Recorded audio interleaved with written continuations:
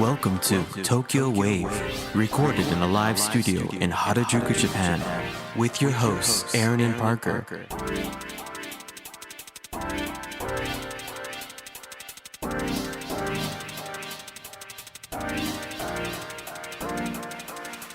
Alright everyone, welcome to episode 117 of Tokyo Wave. We're your hosts Aaron Randall and Parker Allen. On Tokyo Wave, we bring you weekly updates from our studio in Harajuku. Join us in segments featuring this week's top news, political happenings, business, and other random stuff. To get us started, here are this week's top news highlights. Ex-Tokyo Games exec slapped with fourth charge over suspected bribes from two more firms. Yen weak near 150 line versus dollar on higher U.S. interest rates. Man with bamboo sword arrested after attacking students at school in Japan. This week in Japan. All right, here's our first story this week. Ex-Tokyo Games executive slapped with fourth charge over suspected bribery. The Mainichi has reported that Harayuki Takahashi, a former executive of the Tokyo Organizing Committee of the Olympic and Paralympic Games, has been slapped with a fourth arrest warrant on suspicion of receiving a total of 54 million yen, roughly $362,000, in bribes from two companies in connection with the selection of game sponsors. The Tokyo District Public Prosecutor's Office's Special Investigation Unit served a fresh arrest warrant to Takahashi, 78 years old, for accepting bribes from major advertising agency ADK Holdings and toy maker Sun Aero on October 19th. ADK Holdings president Shinichi Ueno and two former executives were also arrested over the case. Takahashi has already been arrested 3 times on suspicion of accepting bribes from clothing giant Aoki Holdings, publisher Kadokawa, and Daiko Advertising. Takahashi is specifically accused of receiving a request from Ueno and others for ADK Holdings' predecessor, Asatsu DK, to be selected as a subcontractor for major advertising agency Dentsu, which served as a special agency for the organizing committee in efforts to gather sponsors for the games. Takahashi allegedly received a total of about 47 million yen, some $31 at the current exchange rate, in return for his favor between November 2017 and January 2022. You said $31. Yeah, that's probably what it is at the current exchange rate, right? Oh, yeah, I gotcha. Yeah. When people are listening to this in 7 days, right? Hopefully not. It'll be $29 then. According to sources close to the matter, ADK was selected by Dentsu to be a subcontractor in the sponsorship contract with parking management company Park24, and Takahashi is suspected of having encouraged Dentsu to use ADK Holdings. In addition, Takahashi was asked by Sun Aero to make favorable arrangements for a licensing agreement that would allow the company to sell stuffed toys of the Tokyo Games mascots, Mirai Towa and Someiti, and allegedly received some 7 million yen, approximately $47,000, in return for favors between October 2018 and April 2021. Of the roughly 47 million yen by ADK Holdings, some 27 million yen, approximately $181,000, was sent to the consulting firm Commons, headed by Takahashi, and the remaining approximately 20 million yen, about $134,000, was sent to a consulting firm headed by Takahashi's golfing friend. Around 7 million yen from Sun Aero was also sent to the same consulting firm, which was said to be dormant at the time. Takahashi has admitted receiving money from Sun Aero, but denied accepting bribes. He has told police he, quote, does not know about receiving any money from ADK Holdings.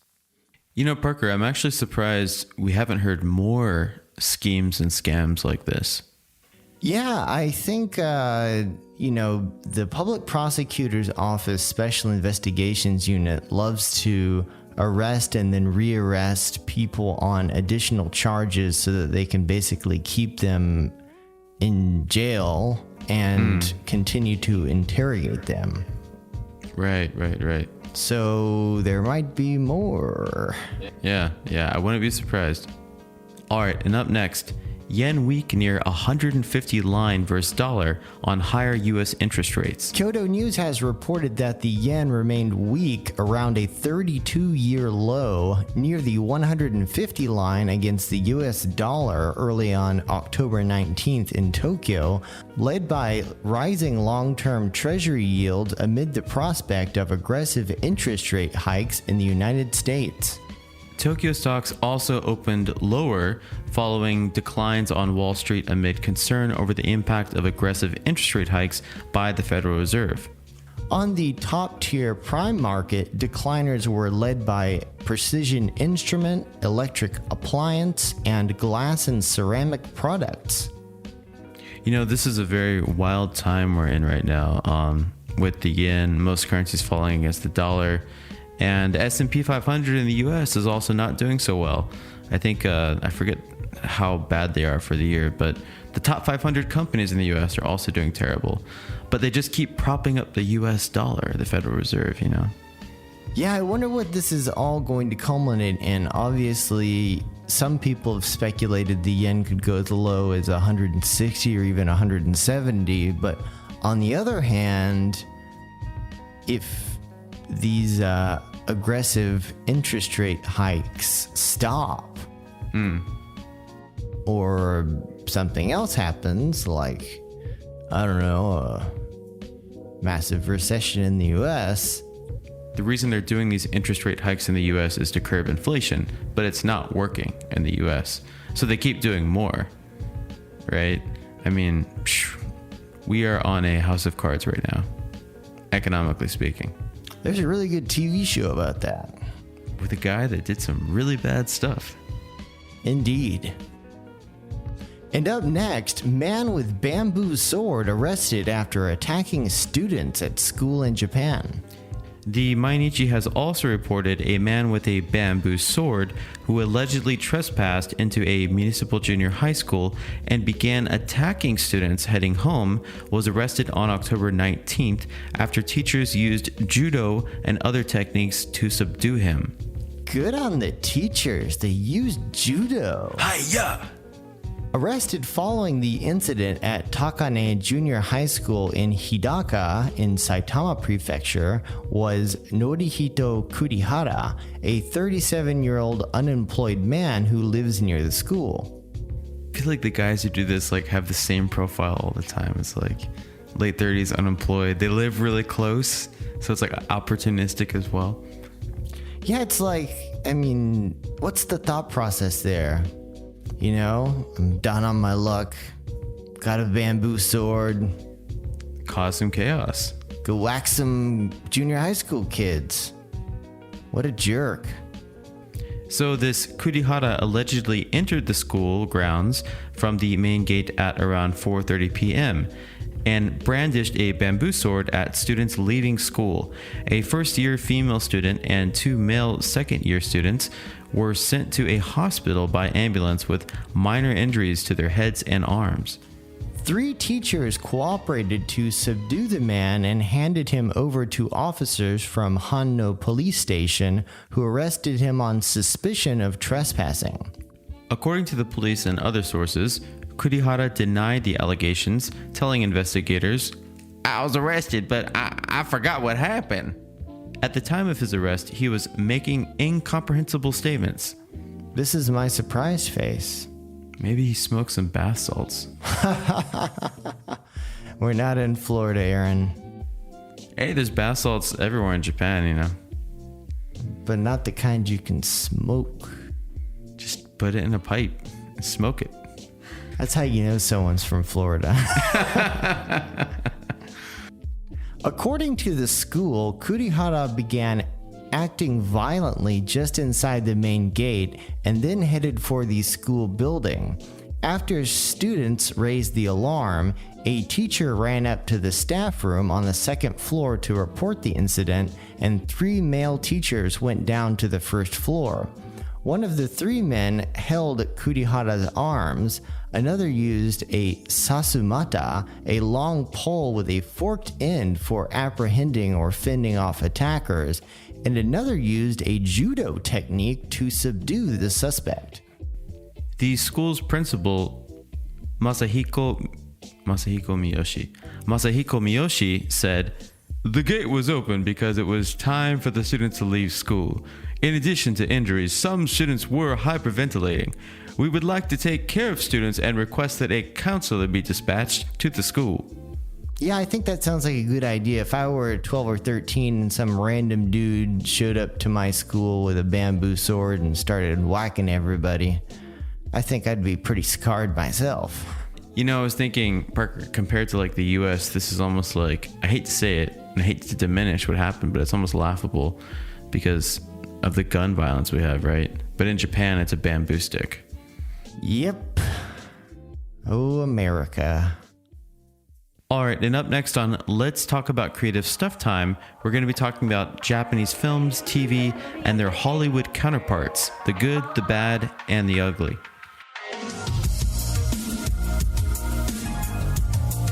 Ladies and gentlemen, you're listening to Tokyo Wave. To get us started off, one of my favorite Japanese films is Battle Royale, which probably says something bad about me, but directed by Kinji Fukasaku and starring prolific actor Beat Takeshi and Chiaki Kurihama.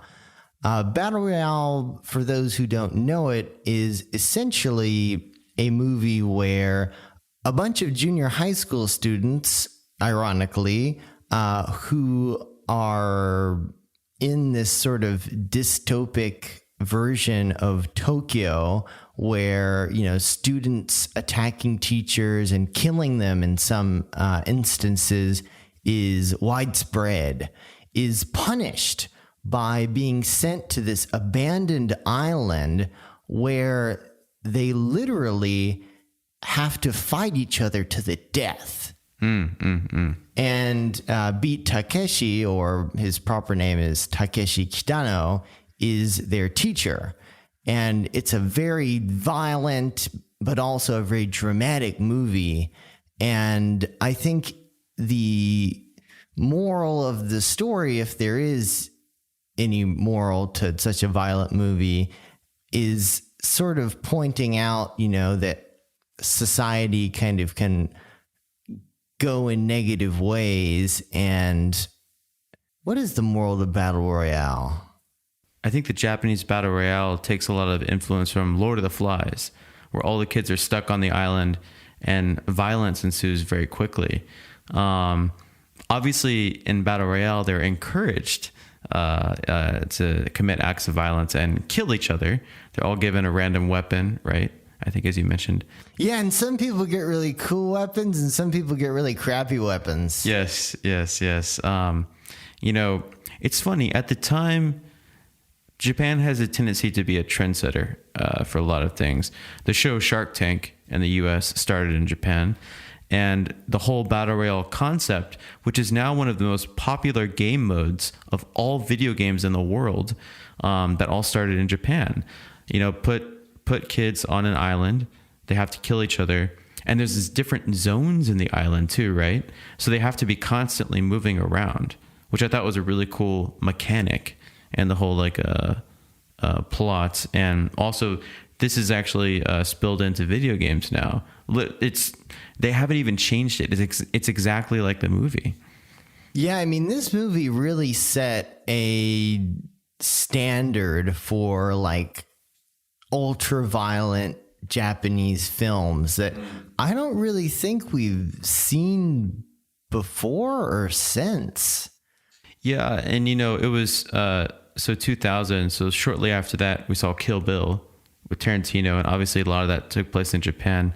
I think he was definitely inspired by Battle Royale.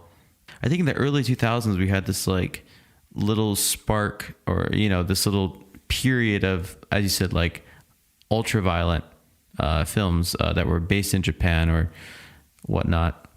Yeah, and it's like, I mean, so many memorable scenes from Battle Royale, and it was interesting to see that juxtaposition between there were some students who, you know, they were, you know, they didn't really want to be violent, but obviously they had to fend off attackers, and you know, there's lots of crying and lots of really dramatic scenes. And there were other students who leaned into it and they were batshit crazy. And of course, I think Chiaki Kurihama played perhaps the most craziest of the bunch. Didn't she come out of nowhere with like twin Uzis and just start like... She was like, she was like the main killer, right? And then there was another group of friends too that like, I think they found a house and one girl started like making like Japanese food for everyone. Do you remember this? Oh, and it ended up being poison. Oh, really? It really did it? Didn't it? I don't remember, but I remember, like you said, there were like some kids who didn't want to fight and some kids who were like all about it. Like, yeah, the girl with the Uzis. Is a very interesting movie. You know, I watched that movie first by myself and then with a bunch of my American friends like over 10 years ago. A lot of my American friends didn't like it because it was too violent. It was too shockingly violent for them, almost like a Tarantino movie, you know. They couldn't handle watching it.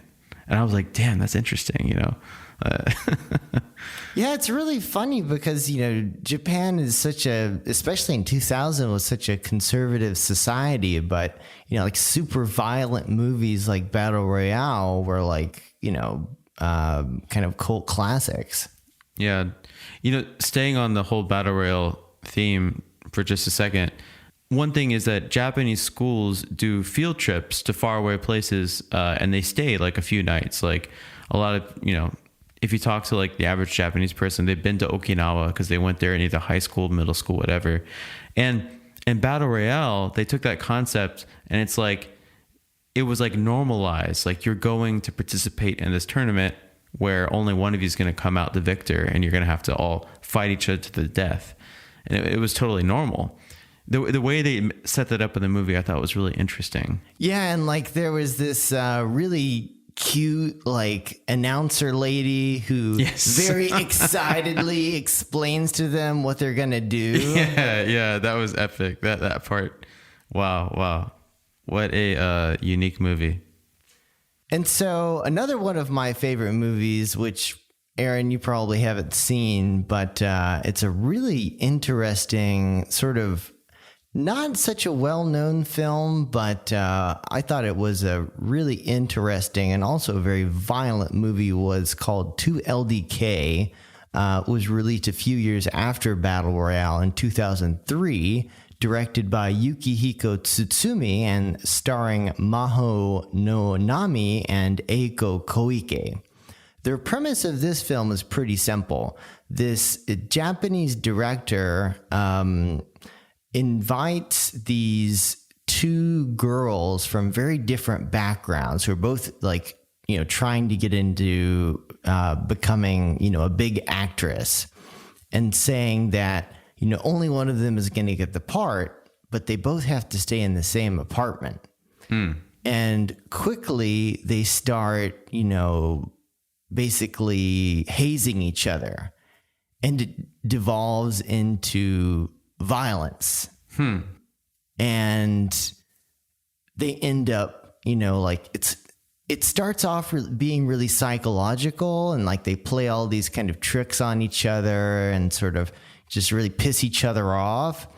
And then before you know it, they're like literally like, you know, slapping each other. And then at the very end of the movie, like literally they're like killing each other. They're like, you know, like fighting to the death. And in the last scene, I'm sorry, I'm spoiling it for everybody, they both die at the same time. And then the phone rings and the answering machine comes on, because there were still answering machines in 2003. And the director says, Good news, girls. You both got the part. Oh, man. I'm sure the title 2LDK refers to the size of the apartment, right? Yeah, it's just this big, luxurious apartment in the middle of Tokyo. And I think Maho Nonami played sort of like this kogyaru, like very kind of dolled up, very sort of sexy girl. And Eiko Koike was sort of like this bookish and, much more reserved girl from the countryside. And, very quickly that sort of, different upbringing and sort of different, like life outlook and the fact that they were competing for the same part, was what sort of led them to start hazing each other. So on my end, if you were to ask me, like, what are two Japanese films that had a big impact? The first one that I grew up with, Seven Samurai, which was released in the United States under the title The Magnificent Seven. It was done in 1954. It's a Japanese epic samurai drama film, co-written, edited, and directed by the famous Kurosawa. The story takes place in 1586 during the Sengoku period of Japanese history, and it follows the story of a village of desperate farmers who hire 7 ronin, or masterless samurai, to combat bandits who will return after the harvest to steal their crops. My dad was a big fan of Kurosawa, and I watched this film many, many times when I was young. Kind of passively watched it because, when I was a small child, I didn't really know what was going on. The thing I remember is that Kurosawa is really big on shots, like the frame that he gets in a lot of his like cinematography. He's able to show things as being very large and very big.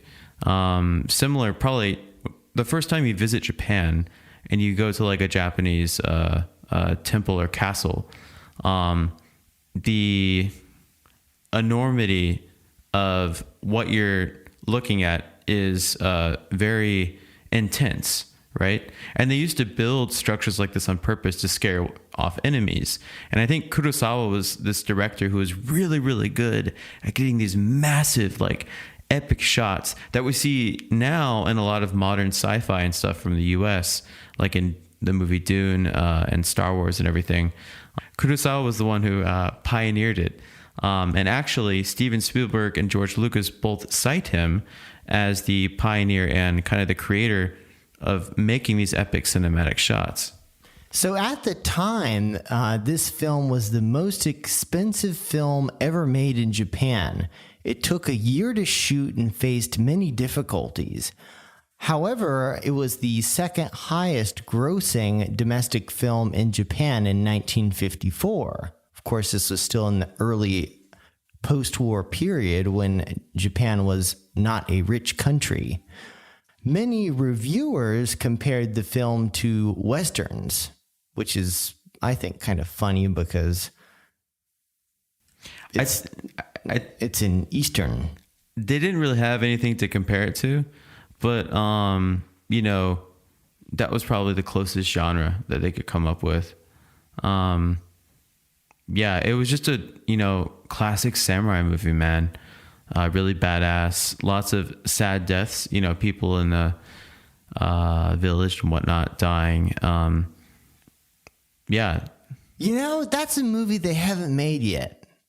Samurais versus cowboys. What director do we need to get that done? Tarantino. Yeah, Tarantino. Or one of Tarantino's friends. Yeah. What is it? Robert Rodriguez? Yeah, that would be pretty cool. Yeah, one of them, or working on it together. And I mean, it would have to be like, almost slapstick because it's such a ludicrous concept, right? Oh, for sure. Samurais versus cowboys. I think we just made some production company $1 billion.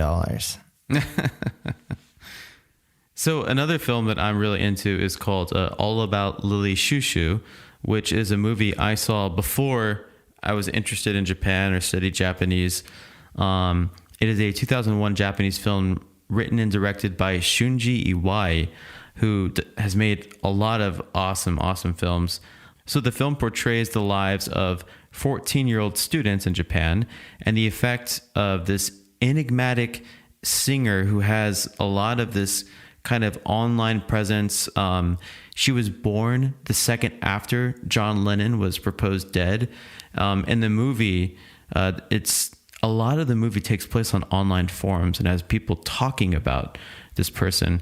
And throughout the movie, they use a Japanese artist called Sauryu, who I'm a huge fan of, to sing a lot of songs. And all the songs written for the movie were inspired by the Beatles. So it's almost as like John Lennon's writing style was reincarnated into Lily Shushu, who's the main artist in the movie that all these kids and online bloggers are obsessed with. So the film is noted for an unconventional visual style, which includes many jump cuts and shots with disjunctive contents. Like it will go from a scene where they're at the school to all of a sudden it will go to a scene where it's just showing the computer and people typing in the Japanese online forums. These features, which have led the film to be described as restless or explosive, are viewed by critics as efforts to artistically evoke the emotional lives of disaffected Japanese youth. And you really see in the movie, it's very, very interesting the way that they show these kids and them, growing up in Japan. And I think this is a really good film for someone who hasn't been to Japan to get an idea of what it's like for a kid growing up here and in the Japanese school system and whatnot. I watched this film with a lot of my American friends, and I had been in Japan for a year, and I went back and watched it with them too, and they were really shocked, like at how homogenous Japan is. And Shunji Iwai does an excellent job of showing like what it's like emotionally for a 14-year-old, 15-year-old, young middle school, high schoolers here in Japan. It's very emotional. It's a really beautiful movie. Yeah, it kind of makes me think about like what it's like to be an, grade school student in Japan these days. Everybody's got, an iPhone or an Android, and, they're like, they've got all these line groups, and there's lots of like harassment and like digital harassment going on. And it's kind of like the same story in a different era, right? Right. This was it came out in 2001, and it took place, I believe, around the same time, 2001. But it was before smartphones. Things were relatively disconnected, and CDs are still big in Japan, but CDs were everything. Like these kids would go to the CD store to get the new single release from Lily Shushu as soon as it would come out, and then they would be obsessed with it. One thing I really liked about this movie is it reminded me how I felt when I was in middle school and high school and listening to music, and how important that music was to me. I would like ride the bus to school. I went to a school like way outside of my neighborhood. I was not zoned to go there. So I would have like these long bus rides, and I would listen to like certain artists that I love.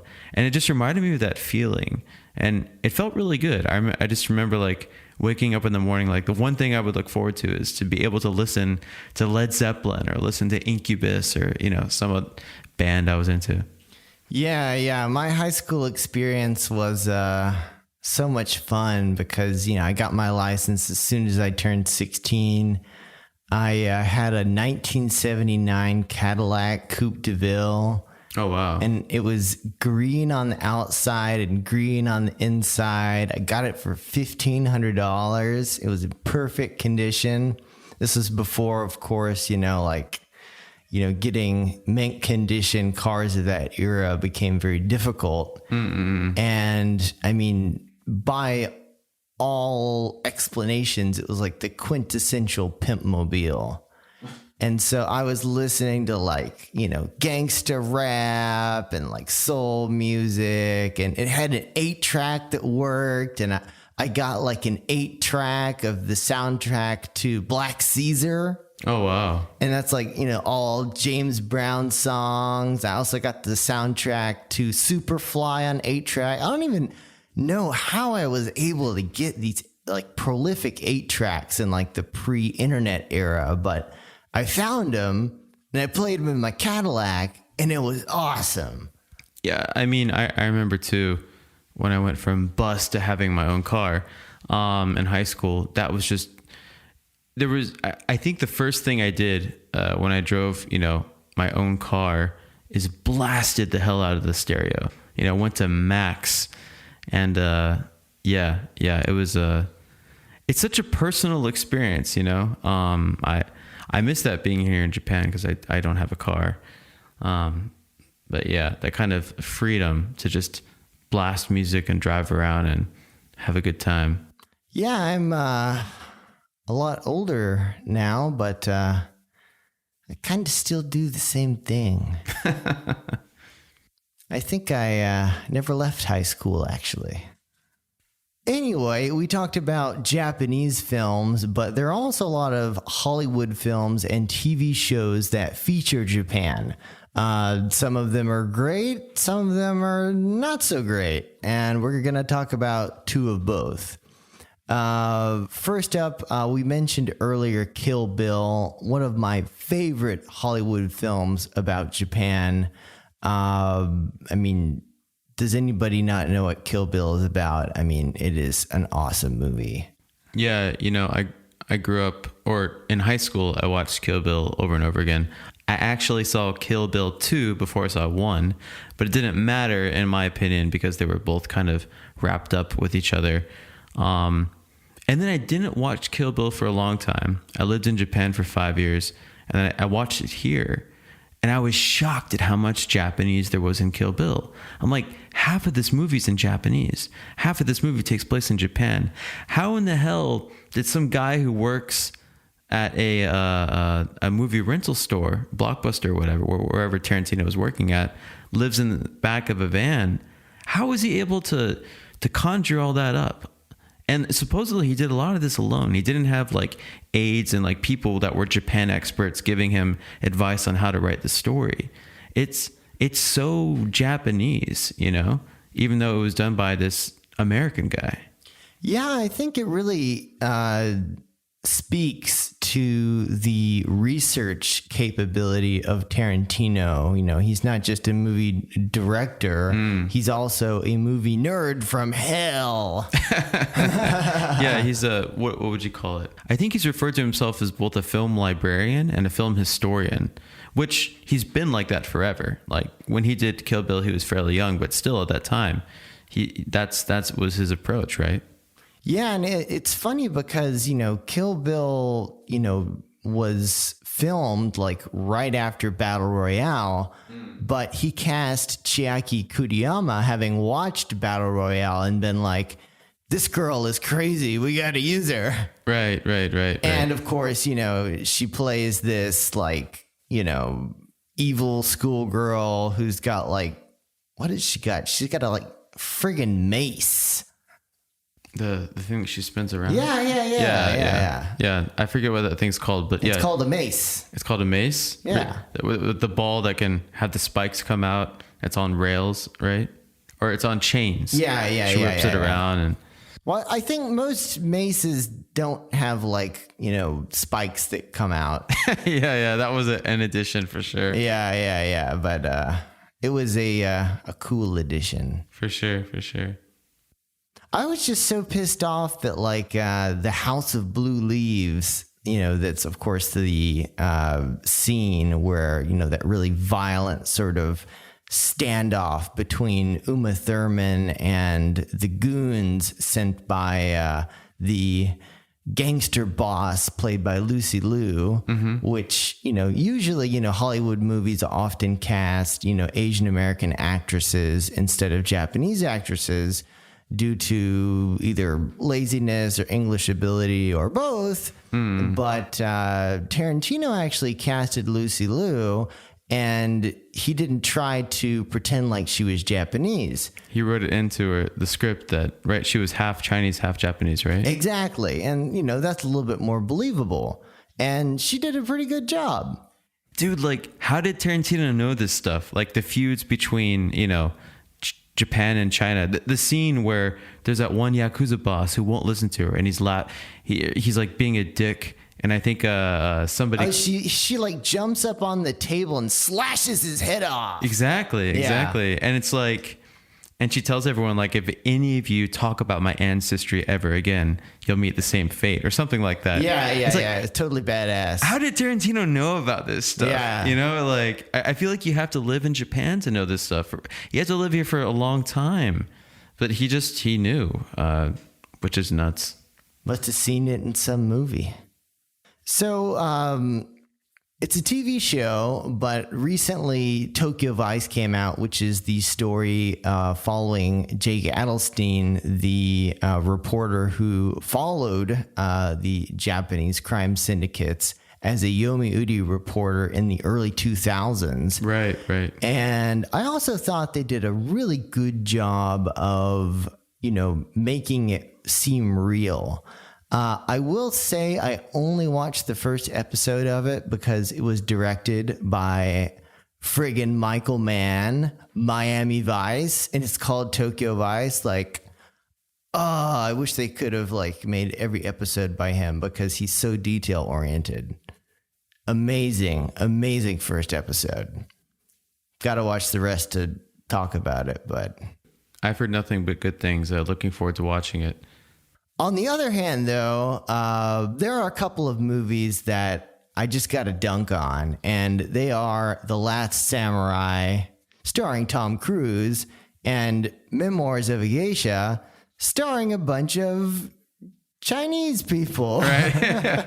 The first one, The Last Samurai, let's just get it out of the way. The Last Samurai is a white guy, Tom Cruise. Seriously? And the scenes where he learns Japanese. Oh, it's so cheesy when he speaks Japanese in the movie.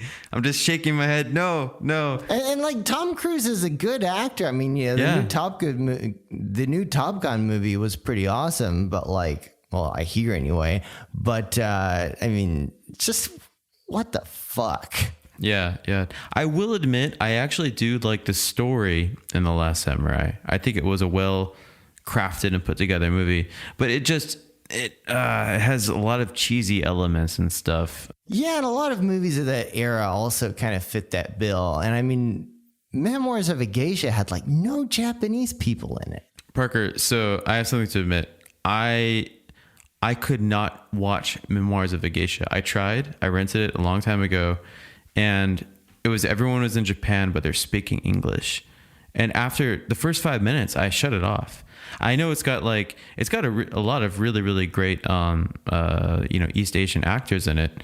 And John Williams did the score, blah, blah, blah. But I couldn't stand it. It was way too cheesy and way too non-realistic, Yep. Sometimes they get it right. Sometimes they get it wrong.